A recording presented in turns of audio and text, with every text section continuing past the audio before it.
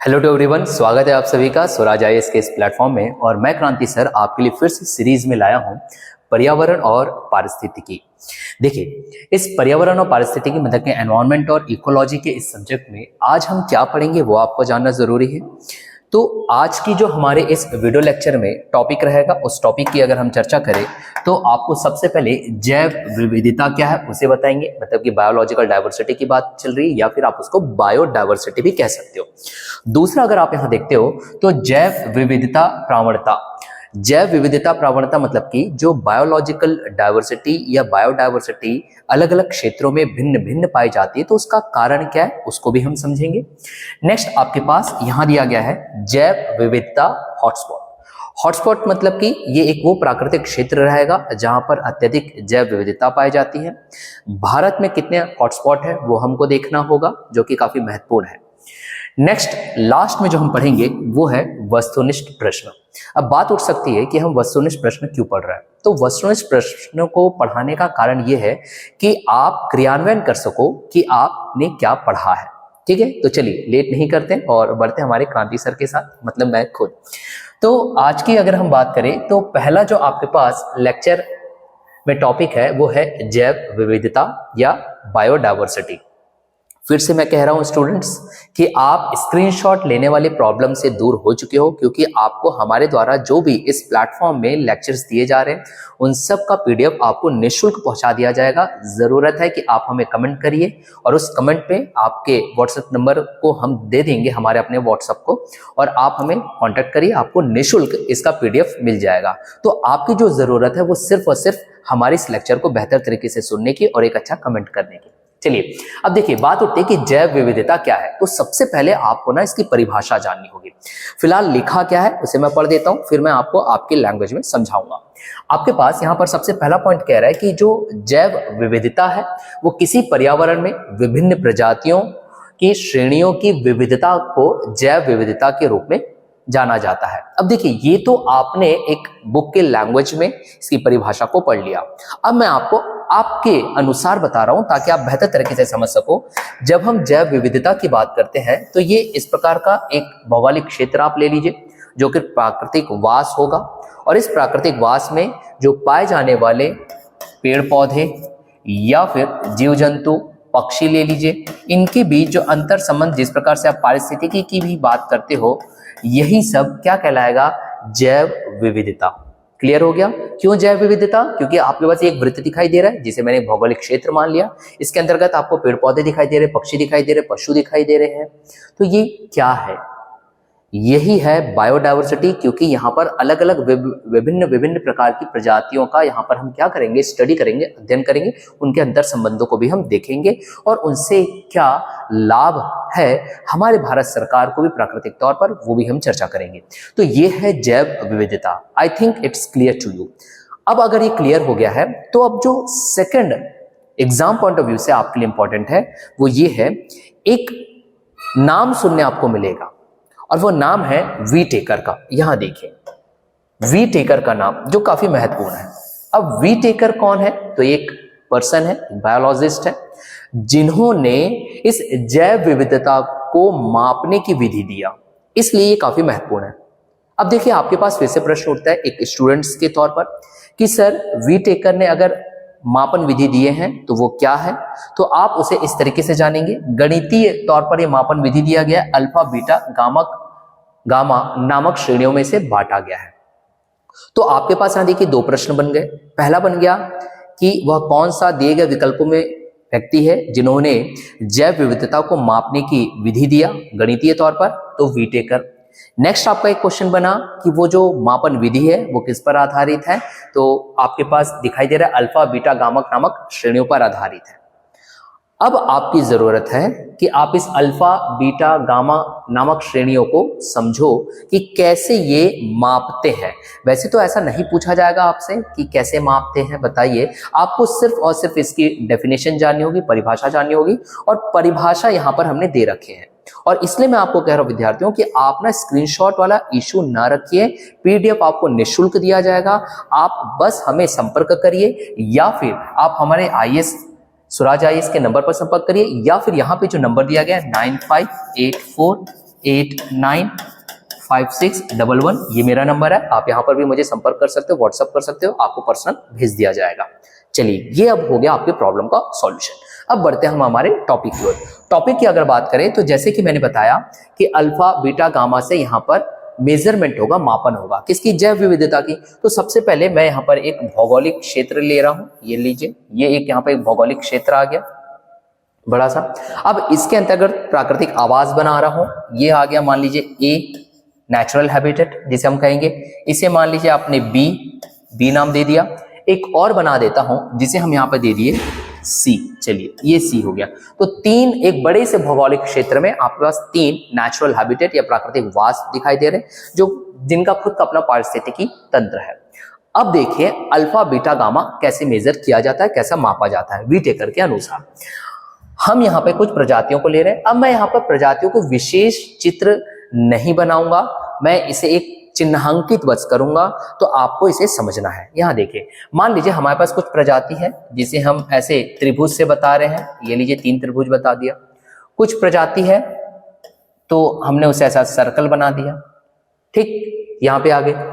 कुछ प्रजाति हम बी में ले लेते हैं। चलिए, कुछ प्रजातियों को मैंने ऐसा दिखा दे रहा हूँ, डेल्टा से दिखा दिया।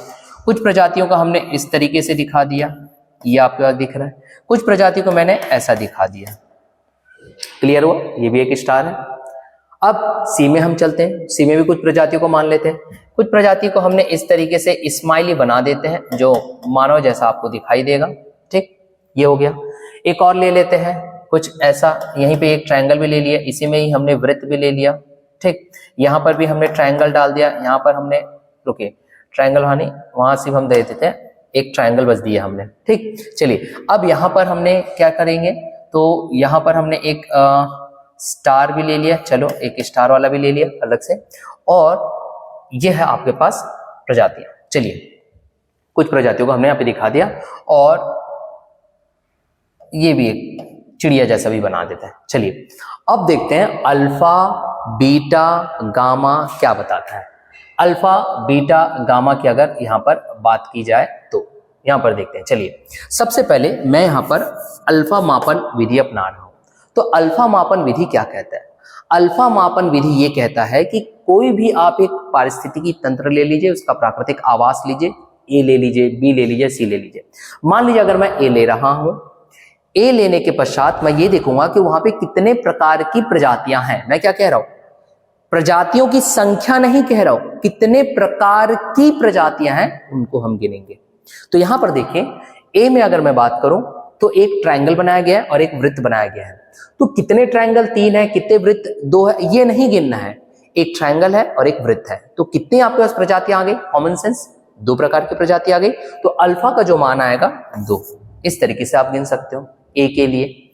यही अगर, अब चलिए ये मैं ए के लिए गिना, मान लीजिए अगर सी के लिए बोलता तो ये देखिए एक ऐसा मानव जैसा दिख रहा है, और आपके पास एक ट्रायंगल दिख रहा है, 2 हो गए, एक वृत्त दिख रहा है, 3 हो गए, एक स्टार दिख रहा है, 4 हो गए, और एक चिड़िया जैसे दिख रहा है, 5। तो सी के लिए अल्फा क्या हो जाएगा? 5 हो जाएगा। मान लीजिए सिर्फ बी के लिए अगर आप अल्फा गिनना चाहते हैं, सिर्फ बी के लिए, तो कितनी प्रजातियां दिख रही है? एक डेल्टा दिख रहा है, एक चिड़िया जैसे दिख रही है, एक ये ट्रायंगल दिख रहा है, और एक ये स्टार जैसा, 4। तो बी में कितना आ जाता? 4। अल्फा का मान 4 हो जाता। फिलहाल ये जो मैं ले रहा हूं ये ए के लिए लिया अल्फा का। क्लियर हो गया जी? अल्फा मतलब कि अल्फा किसी भी एक पारिस्थितिकी तंत्र या फिर एक नेचुरल हैबिटेट के अंतर्गत ये बताता है कितने प्रकार की प्रजातियां हैं।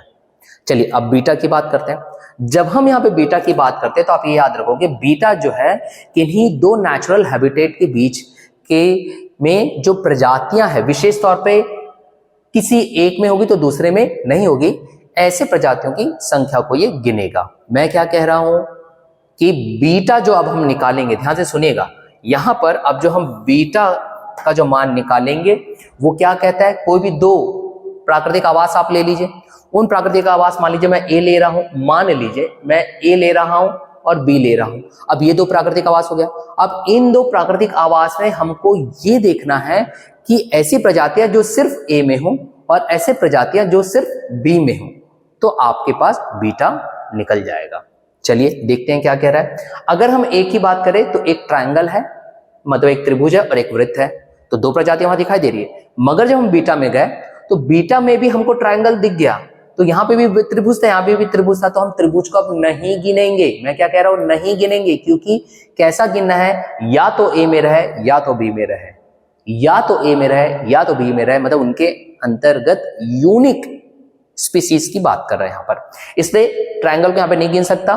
तो ए से मैं क्या लूंगा, सिर्फ वृत्त को, तो एक प्रजाति मिल गया। अब चलिए बी वाले में, चलिए बी वाले में ट्रायंगल नहीं ले सकते, इस त्रिभुज को नहीं ले सकते, तो कौन कौन सा ले सकते हैं, डेल्टा को ले सकते हैं, तो दूसरी प्रजाति, चिड़िया को ले सकते हैं तीसरी प्रजाति, और एक स्टार दिख रहा होगा चौथी, तो कितने आ गए, 4। तो इस हिसाब से यहां से हमने 3 लिया और यहां से हमने सिर्फ 1 लिया, वो भी वृत्त को। दोनों ही जगह को किसको छोड़ दी, त्रिभुज को, क्योंकि त्रिभुज दोनों में क्या है, कॉमन है, समान है। तो कितना प्राप्त हो गया, 1 2 3 4, तो ये बीटा का मान आ गया आपके पास 4।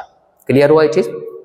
अब हम सी की बात करते हैं, सी मतलब कि गामा की अब हम बात करते हैं, माफ करिए गामा की।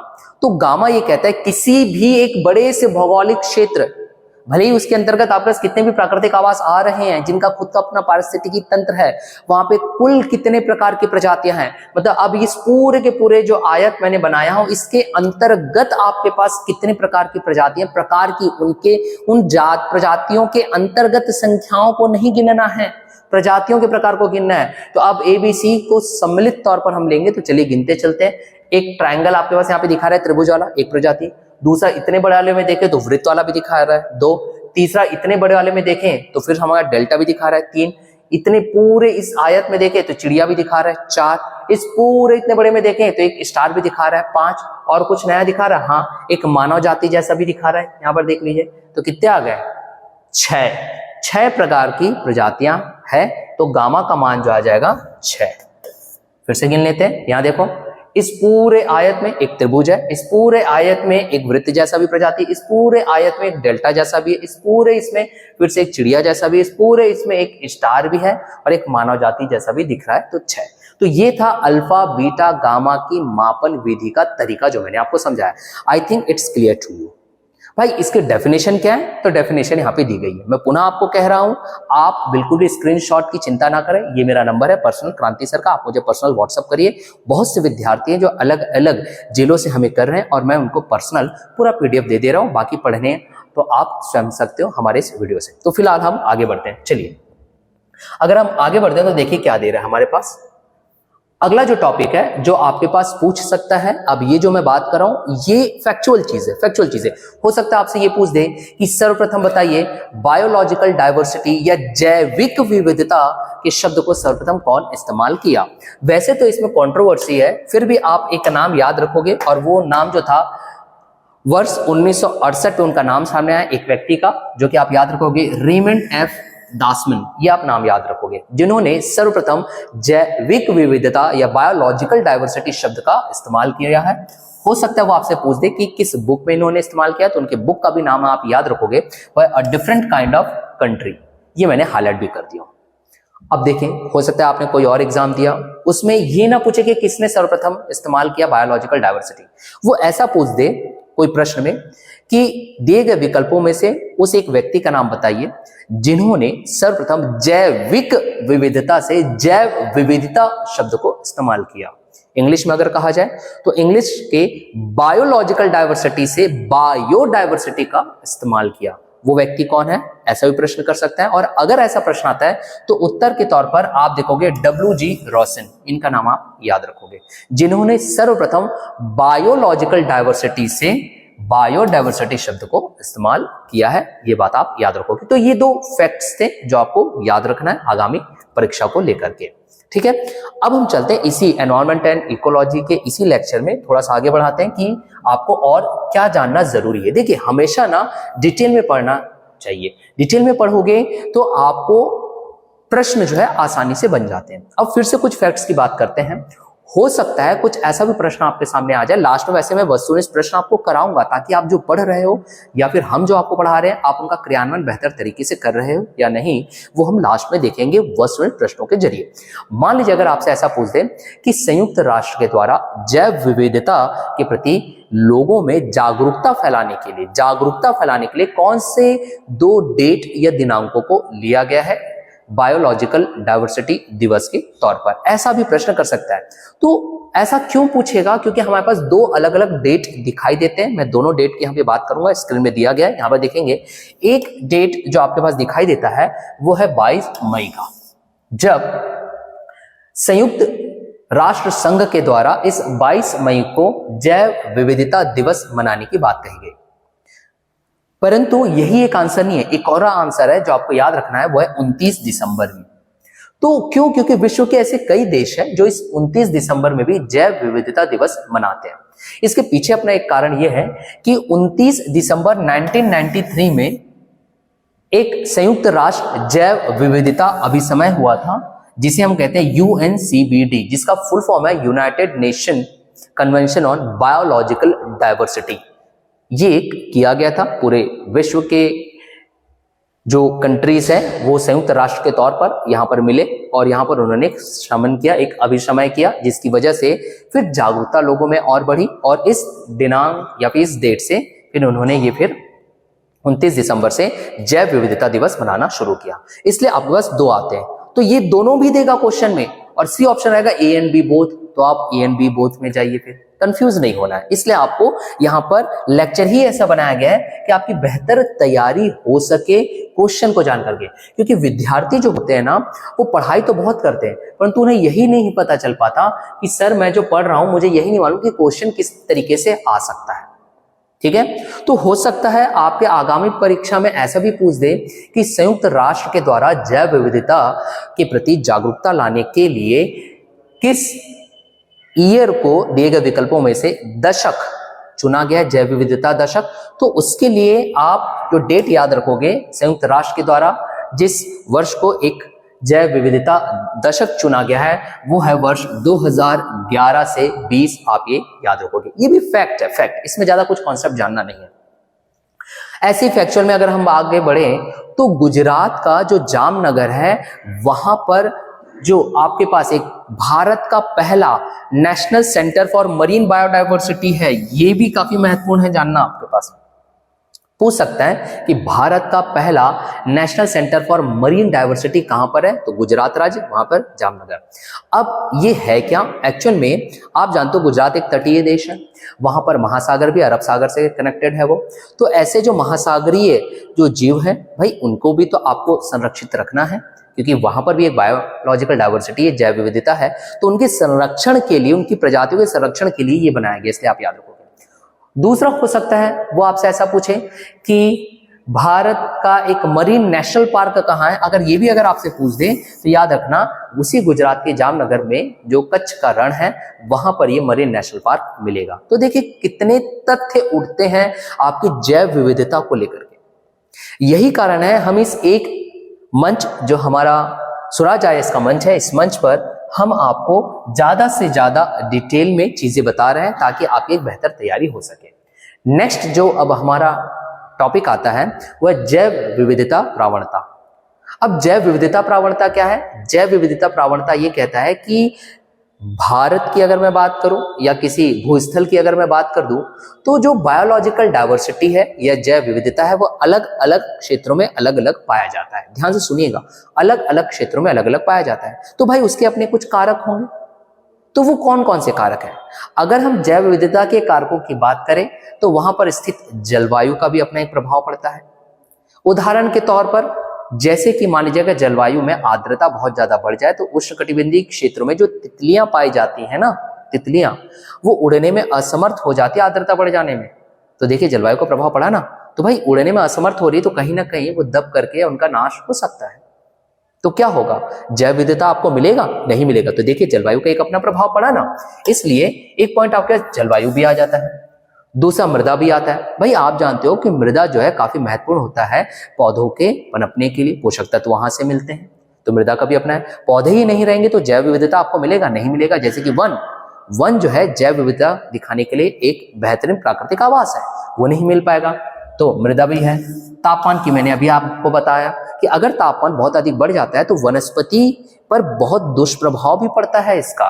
जैसे कि उदाहरण के तौर पर अगर हम देखें तो जहां पर टुंड्रा वनस्पति मिल रही है, अगर ग्लोबल वार्मिंग या वैश्विक तापमान बढ़ जाए तो क्या टुंड्रा वनस्पति आपको वहां मिल पाएगी? नहीं मिल पाएगी। इसलिए कहा जाता है कि तापमान भी काफी महत्वपूर्ण है। आर्द्रता का मैंने एक एग्जाम्पल आपको दे दिया, तो ये एक पॉइंट आप समझोगे। अब हो सकता है प्रश्न में आपके पास ऐसे भी कभी आए कि दिए गए विकल्पों में से आप ये बताइए कि किस क्षेत्र में सबसे अधिक जैव विविधता पाया जाता है। तो इसको समझने के लिए मैं यहाँ पे डायग्राम बना रहा हूँ। यहाँ पे देखिए स्टूडेंट्स, हम क्या करेंगे, हमने यहाँ पर एक ग्लोब ले लिया, अर्थ। अब आप जानते हो इस अर्थ में यहाँ पर जो है ये भूमध्य रेखा का मान अगर बोलूं तो यहाँ पे 0 डिग्री आएगा आपके पास। अब भूमध्य रेखा से ऊपर अगर हम चले 10 डिग्री नॉर्थ मतलब उत्तर, और 10 डिग्री साउथ अगर मैं जाता हूं 10 डिग्री साउथ, तो इस क्षेत्र में ये विशेष तौर पे ये जो क्षेत्र आपके पास दिखाई दे रहा है ये कहलाता है उष्णकटिबंधीय क्षेत्र, और विशेष तौर पे उष्णकटिबंधीय वर्षा वन है। और अगर हम देखेंगे तो उष्णकटिबंधीय वर्षा वन जो है वो एक ऐसे अक्षांशीय स्थिति पर आपको दिखाई दे रहा है जहां पर अत्यधिक ताप मतलब सूर्य की रोशनी मिलेगी, और तो और अत्यधिक वहां पर क्या होगा, वर्षा होगा। भाई अगर यहाँ पर अत्यधिक वर्षा हो रहा है, ताप भी बहुत अच्छी क्वांटिटी में मिल रहा है, तो आप जानते हो वो एक अनुकूल दशाएं यहाँ पर उत्पन्न करेगा। और क्योंकि अनुकूल दशाएं उत्पन्न हो रही है इसलिए यहाँ पर घने जंगल आपके पास मिलेंगे, सदाबहार यहाँ पर वन मिलेगा। और ऐसे वनों में आपको जाहिर सी बात है प्राकृतिक तौर पर प्रजातियों की विभिन्नताएं पाई जाएगी। इसलिए अगर कभी ऐसा प्रश्न आए कि किस क्षेत्र में सबसे अधिक जैव विविधता पाई जाती है और ऐसा कभी दे तो 10 डिग्री नॉर्थ से 10 डिग्री साउथ मतलब उष्णकटिबंधीय वर्षा वन में सबसे अधिक पाई जाती है, जैसे कि अमेज़न के फॉरेस्ट या फिर वन, या आप याद रखोगे। क्लियर हो गया? ये सारी चीजें यहाँ पे आपको मिल जाएगी। इसलिए आपको बोला जा रहा है आप बिल्कुल भी चिंता ना करो, जो कुछ भी मैं आपको समझा रहा हूं जैसे कि उष्णकटिबंधीय वर्षा वन, भूमध्य रेखा से 10 डिग्री उत्तर से 10 डिग्री साउथ या दक्षिण, ये सारी चीज यहाँ दी गई है। आप सिर्फ हमारे लेक्चर्स को सुनिए, आप हमसे पीडीएफ लीजिए जो कि हम आपको फ्री ऑफ कॉस्ट दे रहे हैं। आप हमको कांटेक्ट करिए, आप कमेंट करिए, और आपके कमेंट से ही हमें मोटिवेशन मिलेगा और हम अधिक से अधिक स्वराज आईएएस के माध्यम से आपको एक बेहतर वीडियो लेक्चर्स दे करके उनके पीडीएफ निःशुल्क पहुंचाएंगे। सारा निःशुल्क है, निश्चिंत रहिए आप। तो ये बात हो गई, आपको समझ में आ गया।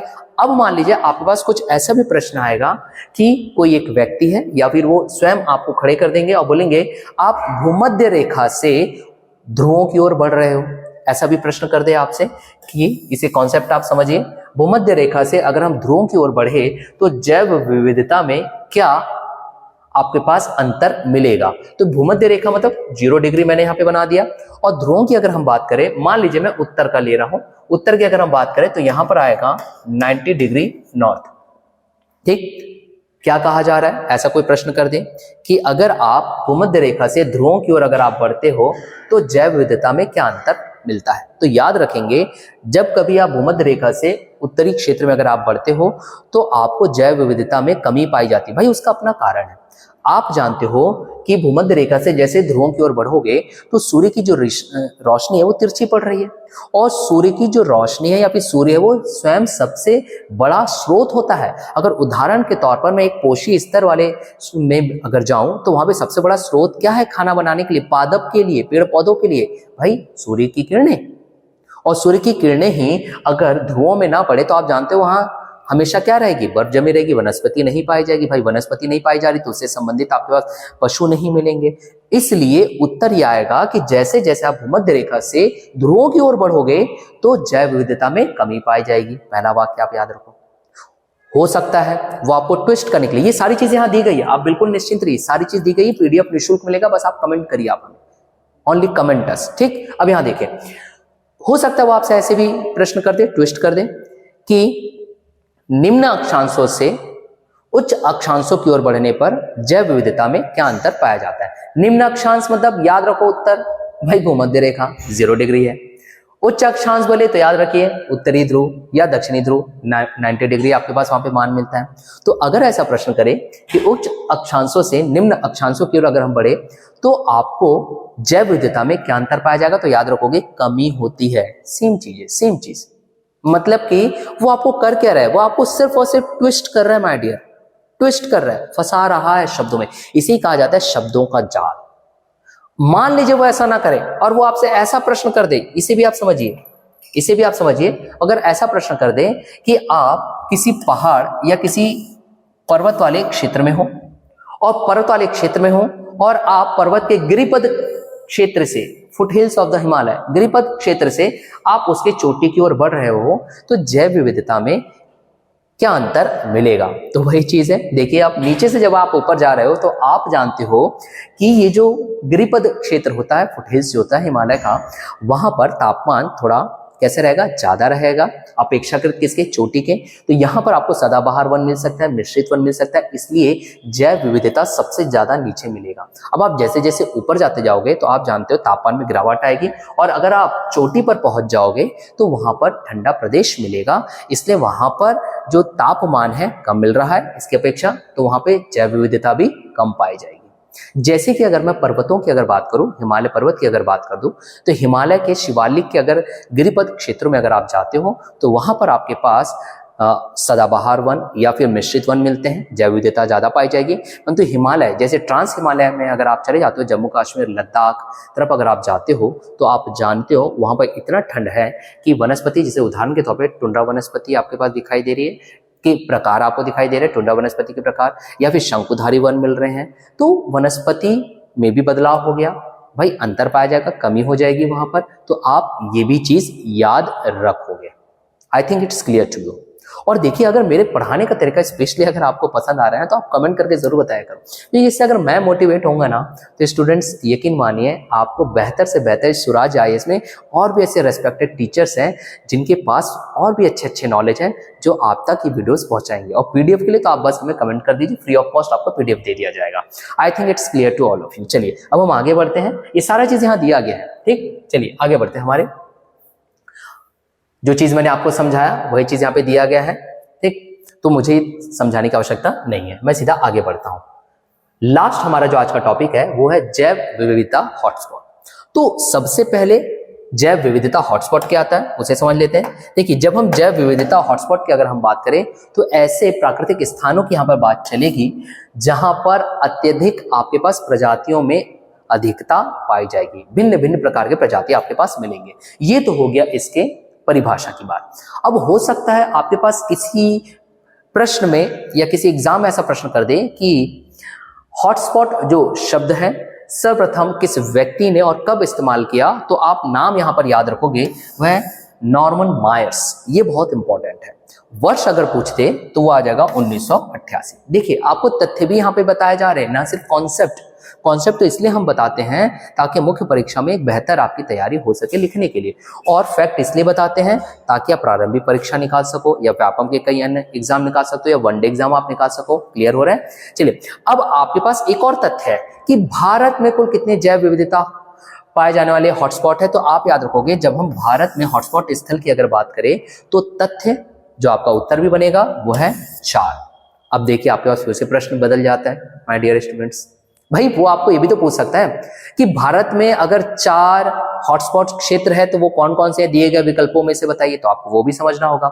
सारे फैक्ट, सारे डेटा यहाँ दिए गए, आप बस हमारे लेक्चर्स को समझिए। मैं यहाँ पे डायग्राम बनाता हूँ, वहां से आपको बेहतर याद भी हो जाएगा। चलिए देखते हैं कि क्या है आपके पास। यहाँ देखते हैं हॉटस्पॉट क्षेत्र कौन कौन सा हमें दिखाई देता है। चलिए, मैं भारत का मैप बना करके आपको इजिली याद करवा देता हूँ। अगर हम भारत की अगर मैप की अगर बात करें सामान्य तौर पर, ये रहा हमारा गुजरात वाला क्षेत्र, प्रायद्वीपीय क्षेत्र, ये नेपाल, सिक्किम, ये उत्तर भारत का पूर्वोत्तर क्षेत्र बन गया। अब देखिए, आपके पास 4 हॉटस्पॉट की अगर बात करेगा, यहाँ सारी चीज दी गई है, आप बिल्कुल चिंता ना करो। Swaraj IAS is providing everything which is in requirement for your exam. सब चीज हम दे रहे हैं, आप बस हमारे लेक्चर्स को समझिए, क्योंकि कॉन्सेप्ट तो हम आपको अलग से ही यहाँ दे पाएंगे ना। तो पहला हॉटस्पॉट क्षेत्र आएगा आपका पूर्वी हिमालय वाला। पूर्वी हिमालय मतलब कि विशेष तौर पे अगर आप चाहो तो उत्तराखंड वाले इस क्षेत्र को ले सकते हो, आप चाहो तो जैसे अरुणाचल प्रदेश तरफ भी आपके पास पूर्वी हिमालय मिलता है, आप इसे भी ले सकते हो। कुछ क्षेत्रों में यहाँ ट्रांस हिमालय वाला भी भाग ले लिया जाता है, वो अलग है, मगर पूर्वी हिमालय विशेष तौर पर आप याद रखोगे। तो पहला हॉटस्पॉट आ गया, लिखा हुआ है यहाँ पर, चिंता ना करो।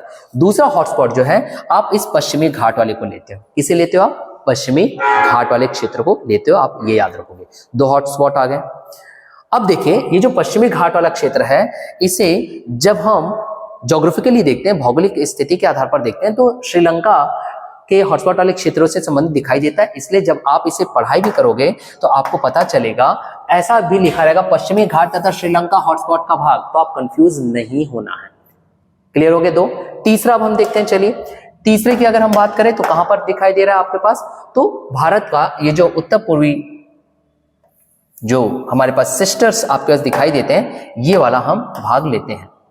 और आप जानते हो, अगर हम पूर्वोत्तर भारत की अगर बात करें तो यहां पर आपके पास Myanmar country, M for Myanmar या बर्मा दिखाई देता है। इसलिए नाम अगर आप ऐसा पढ़ते हो पूर्वोत्तर भारत और इंडो बर्मा या इंडो म्यांमार हॉटस्पॉट, तो आपको कंफ्यूज नहीं होना है, क्योंकि भौगोलिक दृष्टि से ये उनसे मेल खाता है।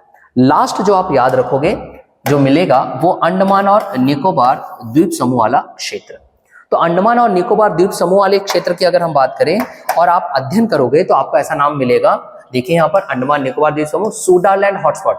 सूडालैंड इसलिए कह रहा है, अगर आप बंगाल की खाड़ी तरफ यहाँ जाते हो तो आपके पास वहां इंडोनेशिया मिलता है और वहां पर सूडालैंड आप जानते हो जगह, तो वहां के भौगोलिक दृष्टि से यहाँ पे नाम रखा गया है, जो कि आपके पास सिमिलैरिटी दिखाई दे रही थी। तो ये थे आपके 4 हॉटस्पॉट वाले क्षेत्र जो आपको याद रखना है। आई थिंक इट्स क्लियर। अब देखिए आपके पास क्या पूछ सकता है, भाई हॉटस्पॉट के क्षेत्र तो आपने बता दिया, अब आप ये बताइए कि हॉटस्पॉट या फिर उसको हिंदी में प्रखर स्थल भी कहते हैं, इसमें जो प्रजातियों की सूची है, ठीक है, माफ करिए, जो हॉटस्पॉट की जो सूचियां हैं ये कौन जारी करता है? अगर ऐसा कभी प्रश्न है तो याद रखेंगे जो पूरे विश्व में लगभग 36 जो स्थल है वो सूचीबद्ध किया गया है, और जिसके द्वारा किया गया वो महत्वपूर्ण है, वो है कंजर्वेशन इंटरनेशनल। ये इंपॉर्टेंट है, कंजर्वेशन इंटरनेशनल, ये आप याद रखोगे। देखिए तथ्य भी हम आपको बता रहे हैं, पीडीएफ के लिए आप हमको कॉन्टेक्ट करिए, बस कॉन्टेक्ट। चलिए नेक्स्ट हम देखते हैं, फिर इसके बाद हम प्रश्नों की ओर बढ़ेंगे हमारे।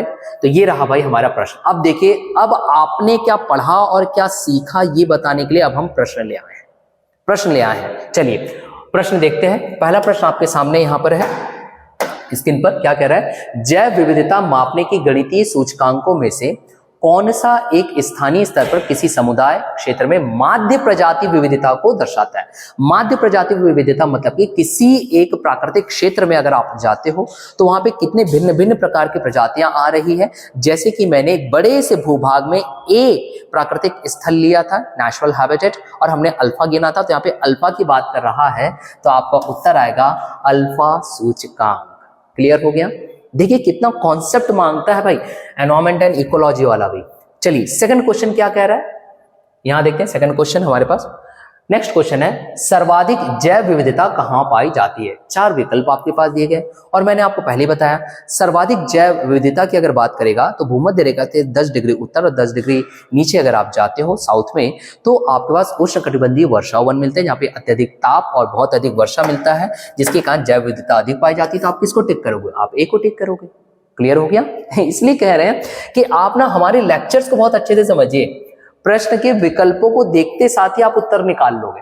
चलिए अब यहां देखिए नेक्स्ट हमारा क्वेश्चन क्या कह रहा है, निम्नलिखित कथनों में से कौन सा सत्य नहीं है? देखिए विद्यार्थियों, मैं कई बार कहता हूं जब कभी ऐसा आए आप उसे पहले हाईलाइट कर लीजिए, सत्य है पूछ रहा है कि सत्य नहीं है पूछ रहा है, क्योंकि एग्जाम के बाद इतना प्रेशर रहता है आप लोगों के ऊपर कि आप यही भूल जाते हो, भाई सत्य नहीं है नहीं बोल रहे, सत्य है, आप उसको टिक कर जाते हो, और एक बार की गलती आपका पूरा साल बर्बाद कर सकता है, इसे आप ध्यान रखिएगा। ठीक, चलिए तो आपके पास यहां पर 4 विकल्प दिए गए, चारों विकल्प को हम पढ़ते हैं। पहला बुरा है, भूमध्य रेखा से ध्रुवों की ओर जाति विविधता में वृद्धि होती है। देखो पॉइंट क्या बुरा है, भूमध्य रेखा से जब आप ध्रुवों की ओर बढ़ोगे तो वृद्धि होती है। भाई ये तो बात गलत है, मैंने अभी समझाया था, जैसे जैसे भूमध्य रेखा से आप ध्रुवों की ओर बढ़ोगे तो जैव विविधता में कमी पाई जाती है। तो भाई ए तो आपका गलत हो गया। अब ए गलत है, यहां देखो ए अगर आपका गलत है तो वही तो हमारा उत्तर हो सकता है, क्योंकि सत्य नहीं है बोल रहा है। फिर भी हम बी सी डी को चुन लेते हैं, हमारा उत्तर कौन सा हो गया? विकल्प ए पहले ही मिल गया, फिर भी बी को पढ़ लेते हैं। उष्णकटिबंध शीतोष्ण क्षेत्र की अपेक्षा अधिक जातियों का आश्रय देता है। बिल्कुल बात सही। उष्णकटिबंध मतलब भूमध्य रेखा के आसपास, भूमध्य रेखा से ऊपर आप जाओगे लगभग 30 डिग्री और भूमध्य रेखा के नीचे जाओगे लगभग 30 डिग्री, तो उष्णकटिबंधीय। और शीतोष्ण उसके ऊपर, तो जैसे जैसे भूमध्य रेखा से आप ऊपर बढ़ते हो प्रजातियों में कमी पाई जाती है। तो ये तो बात बिल्कुल सही बोल रहा है, और सही है तो भाई ये हमारी जरूरत है ही नहीं। सी पढ़ लेते हैं। विशालतम जैव विविधता अमेजन वर्षा वनों में पाई जाती, बिल्कुल बात सही है, क्योंकि अमेजन वर्षा वनों में क्या मिलता है, अत्यधिक जो वृक्ष है काफी घने हैं, प्रजातियां बहुत ज्यादा मिलती है, और भौगोलिक स्थिति से अगर आप देखोगे तो वो एक भूमध्य रेखा वाले बेल्ट के आसपास आपको दिखाई दे रहा है। डी में हम जाते हैं तो जातीय विविधता शीतोष्ण क्षेत्रों से ध्रुवों की ओर घटती जाती है, ये भी बात सही, वही तो चीज है। शीतोष्ण क्षेत्र मतलब कि अक्षांशीय स्थिति का मान कम और ध्रुव मतलब अक्षांशीय स्थिति ज्यादा, तो कम से ज्यादा हम जाते हैं तो क्या होता है, विविधता में कमी पाई जाती है, और वही तो ये कह रहा है, तो सही कह रहा है, मगर हमको चुनना तो रॉन्ग था, सत्य नहीं है, तो किसके साथ जाओगे, विकल्प ए के साथ। समझ में आया? इसलिए कह रहे हैं कि आप बस हमारे साथ बने रहिए, आप ना सब चीज सीख जाओगे, कोई सब्जेक्ट टफ नहीं है, स्वराज आईएएस के साथ आप बने रहिए, आपको एक एक चीज सिखा दी जाएगी, सभी रेस्पेक्टेड टीचर्स यहाँ पे दे रहे हैं। बस चलिए, अब हमारा 5 और इसके बाद एक आध क्वेश्चन और रहेगा और आज का लेक्चर कंप्लीट हो जाएगा। निम्नलिखित क्षेत्रों पर विचार कीजिए। 3 आपको दिए गए, पूर्वी हिमालय, पूर्वी भूमध्य सागरीय क्षेत्र, तीसरा दिया गया उत्तर पश्चिमी ऑस्ट्रेलिया। उपर्युक्त में से कौन सा से जैव विविधता का हॉटस्पॉट है, हॉटस्पॉट है जैव विविधता का? यहां पर 4 आपके पास ऑप्शन दिए गए हैं, हम यहां पर एलिमिनेशन राउंड खेलेंगे। देखिए, पहला बोला पूर्वी हिमालय। अब पूर्वी हिमालय तो है ही, क्योंकि मैंने तो आपको बताया था पूर्वी हिमालय वाला क्षेत्र, जैसे कि अरुणाचल प्रदेश वाला हमने क्षेत्र लिए थे, तो एक तो आपको 100% मिल गया, तो जहां जहां एक है आप उसको ले लो। ए भी आ सकता है, बी भी आ सकता है, सी तो ऐसे ही कट गया, भाई आएगा ही नहीं, क्योंकि एक वहां पे दिख नहीं रहा है। ए, बी और डी में से कुछ आ सकता है। अब हम चलते हैं सेकंड में एलिमिनेशन राउंड ऐसे ही करिए, उसे 100% एक्यूरेसी मिलता है। पूर्वी भूमध्य सागरीय क्षेत्र, तो याद रखना पूर्वी भूमध्य सागरीय क्षेत्र नहीं, बल्कि सिर्फ भूमध्य सागरीय क्षेत्र या बेसिन वाले एरिया में ही जैव विविधता सबसे ज्यादा पाया जाता है, जो यूरोप तरफ आपको मिलेगा। तो ये तो यहाँ पे पूर्वी लिख दिया, इसलिए गलत है। अगर दूसरा गलत है तो जहां जहां सेकंड है वाला काट दो यार, तो जहां जहां सेकंड है, यहाँ पे देखो डी वाले में सेकंड ले रहा था, काट दो, और बी में भी सेकंड ले रहा था, काट दो। ये देखिए, बिना तीसरे में जाए आपके पास आंसर मिल गया ए। यही खासियत होती है किसके, एलिमिनेशन राउंड की। इसलिए आपको यहाँ इस प्लेटफॉर्म में ये चीज सिखाया जा रहा है। फिर भी हम हमारे 100% एक्यूरेसी के लिए तीसरा पढ़ लेते हैं, उत्तर पश्चिमी ऑस्ट्रेलिया। भाई उत्तर पश्चिमी ऑस्ट्रेलिया नहीं, उत्तर दक्षिणी ऑस्ट्रेलिया में पाया जाता है, तो ये भी गलत है, मतलब हमने बिल्कुल सही आंसर चुना। इसलिए आप हमारे साथ बने रहिए और हमारे द्वारा दिए गए लेक्चर्स को सुनिए और पीडीएफ को निःशुल्क पाइए व्हाट्सएप के जरिए। तो चलिए, आज का हम आखिरी प्रश्न में आ चुके हैं। हमारा आखिरी प्रश्न क्या कह रहा है, भारत में जैव विविधता के ताप स्थल, हॉटस्पॉट की यहाँ पे बात चल रही है। 4 विकल्प आपको दिए गए, पश्चिमी हिमालय व पूर्वी घाट। अब भाई यहाँ पे देखिए, मैंने तो पूर्वी हिमालय बोला, पूर्वी हिमालय बोला था और पश्चिमी घाट, तो भाई ये तो ए आपका गलत हो गया। बी पढ़ लेते, पश्चिमी हिमालय व सुंदरबन। सुंदरबन डेल्टा की बात नहीं कर रहा था मैं, सुंदरबन डेल्टा खुद में एक हॉटस्पॉट वाला क्षेत्र जरूर है, परंतु यहाँ पे वर्गीकरण की बात कर रहा है, तो ये तो कट गया। पश्चिमी हिमालय तो सही था, सुंदरबन वाला तो हम नहीं लेंगे। सी बोल रहा है पूर्वी हिमालय व पश्चिमी घाट, हाँ ये आपका 100% है, जो मैंने अभी आपको समझाया था। अब हम डी में भी बढ़ जाते हैं, पूर्वी हिमालय व शांत घाटी। भाई शांत घाटी तो खुद पश्चिमी घाट के अंतर्गत आएगा, साइलेंट वैली जिसे आप कहते हो, केरल वाला क्षेत्र, समझिए। तो ये तो पश्चिमी घाट के अंतर्गत है ना, तो एक्यूरेट आप किसके साथ जाओगे, सी के साथ, तो डी को आप कट कर दीजिए, तो देखिए उत्तर बन गया। तो ऐसे ही लेक्चर्स को अगर आप और सुनना चाहते हो तो मैं रिक्वायरमेंट है हमारी कि आप हमें कमेंट करके जरूर बताइए। तब तक के लिए हैव अ नाइस डे।